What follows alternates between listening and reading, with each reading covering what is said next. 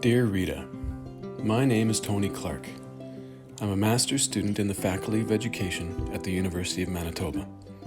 In comparison to UBC, we don't have the depth or breadth of artographic practice here at the U of M.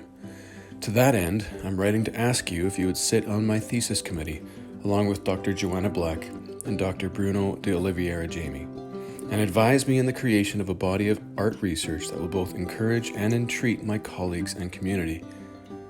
Under advisement from Dr. Black, I am sincerely inviting you to a very easy and low-level commitment, a Zoom meeting to review the proposal, and then a Zoom meeting for my thesis defense around a year later. In the wake of COVID-19 and 2 full years of online learning, I began my thesis with a deeply unsettled feeling. Something I held close to my heart over the last 20 years of teaching high school had been amputated in this pandemic.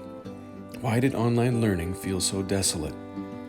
Through my coursework, I began to appreciate the richly entangled and embodied nature of in-person, face-to-face learning. Though neoliberal and globalizing agendas will continue to influence our Canadian classrooms, it is my core belief that our bodies and our senses, not simply our minds, are the true media of learning. And add to that, non-human bodies as well. It is my intention to inspire more care and consideration in the field of education for our classroom environments and interactions. I want to exhort more appreciation for the complexity and potential impact of what teachers and students do together. I want to breed resistance to the overwhelming reductionist push towards efficiency and standardization, often involving the disembodiment and dehumanization of our kids. What if I used my painting practice to facilitate pedagogical discussions in my community to explore the embodied and entangled nature of in-person learning? You stress the need for people and teachers to be doing the work if they want to change education.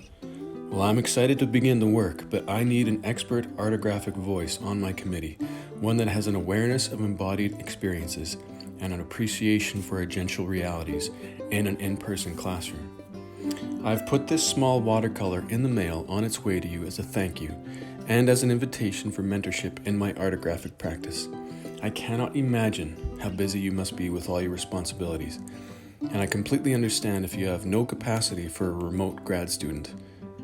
If you already know that you are unable to help, then perhaps you could recommend or connect me with someone who could join my committee, understanding the low-level commitment I outlined above.